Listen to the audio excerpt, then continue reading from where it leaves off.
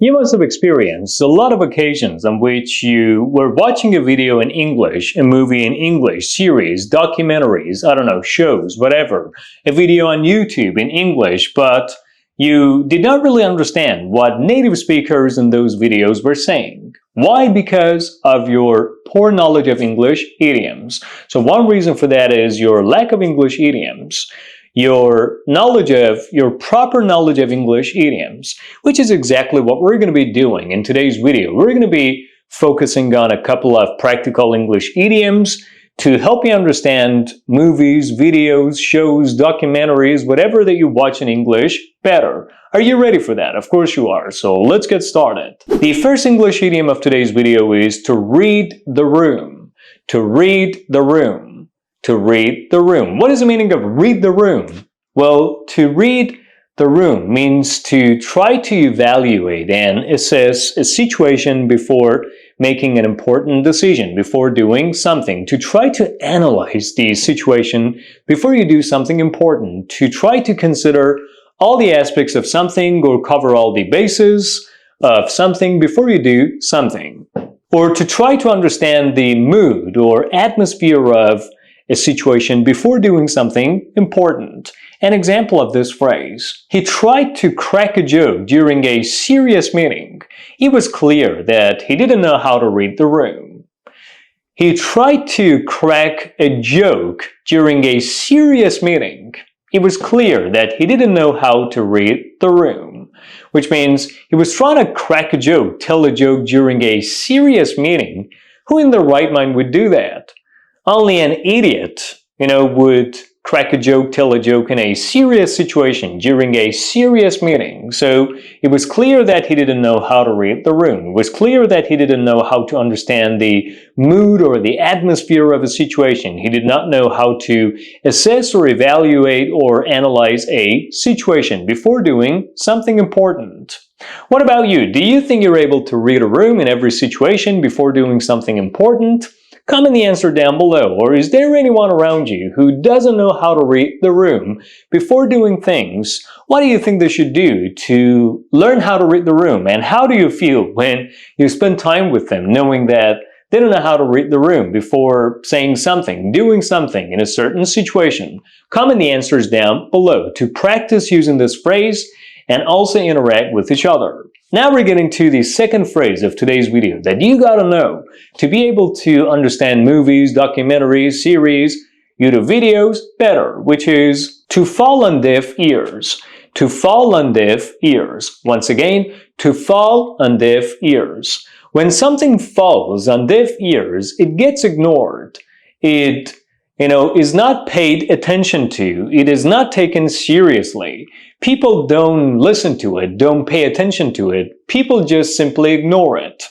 Especially some advice or a recommendation or something of that nature or something along those lines. So when something falls on deaf ears, it is ignored, not listened to, not paid attention to, and people just don't look at it, don't take it seriously. An example of this phrase: her warnings about the system failure fell on deaf ears, and then the whole network crashed.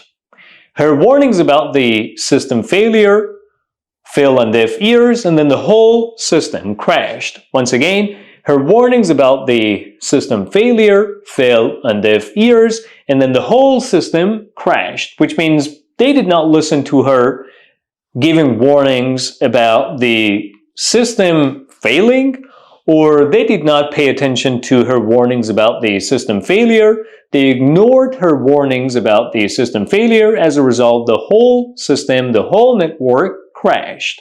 What about you guys? Do you think there is something that has fallen on deaf ears recently, or do you think there is something important that is just falling on deaf ears? What is it? And why do you think it is getting ignored? Or why do you think it is falling on deaf ears? And what do you think people should do? Or what should be done about it? Not to let it get ignored or not to let it fall on deaf ears. Comment the answers down below to interact with me. Now we're getting to the third phrase of today's video that you gotta learn to understand movies, videos, documentaries, shows, or whatever it is that you're watching in English better, which is not have a leg to stand on.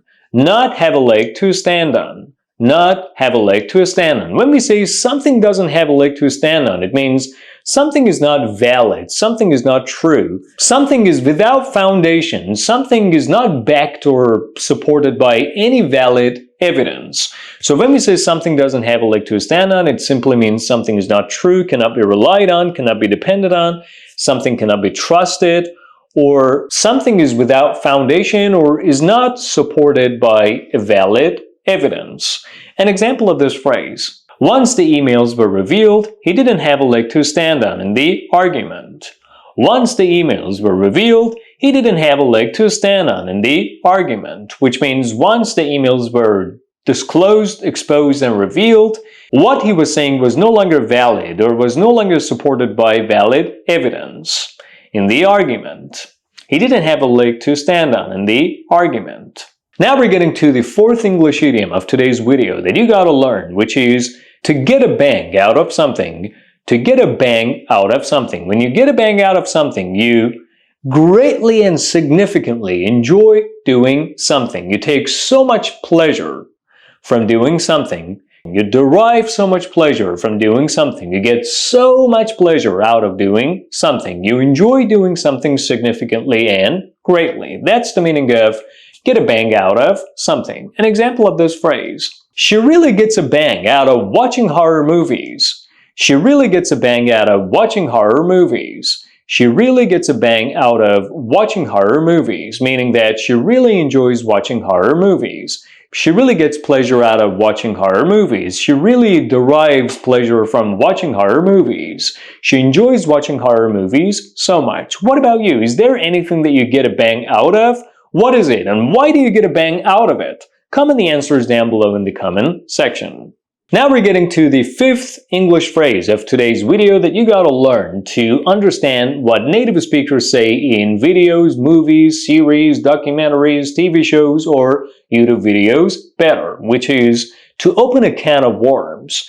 To open a can of worms. Once again, to open a can of worms. But what does this phrase mean? What happens when you open a can of worms? Well, when you open a can of worms, the worms come out, get out of the can, and start spreading all across the area or the place in which you are, all over the place, right?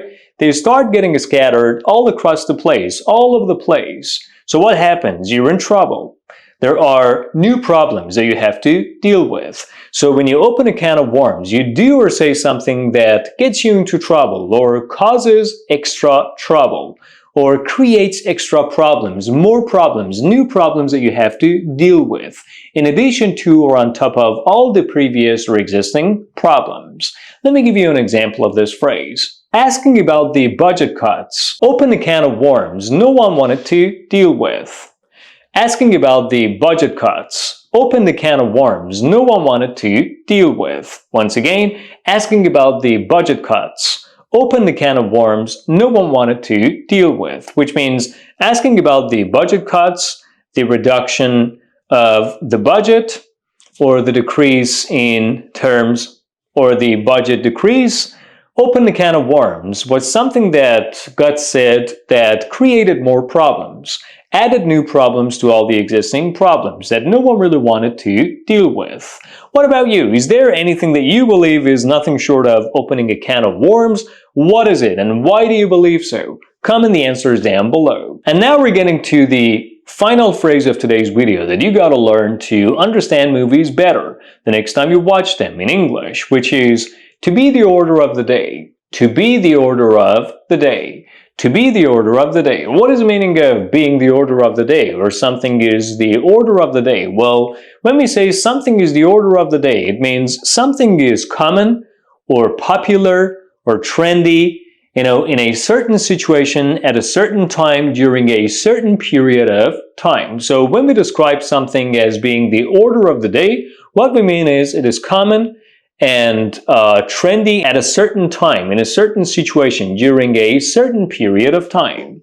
An example of this phrase. At the tech conference, innovation and networking were the order of the day. At the tech conference, innovation and networking were the order of the day. At the tech conference, innovation and networking were the order of the day, which means at the tech conference, innovation and networking were trendy topics, were very common at that time, during that certain period. And that's about all, guys. Thank you for watching today's video.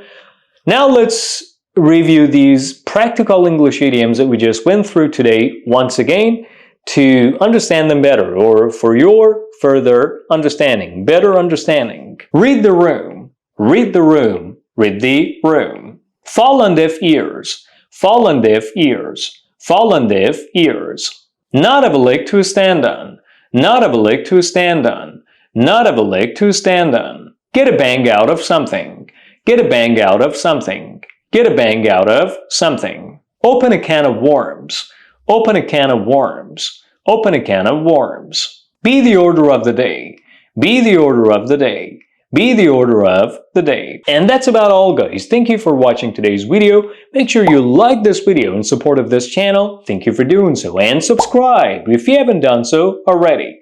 I'll be back soon with another video.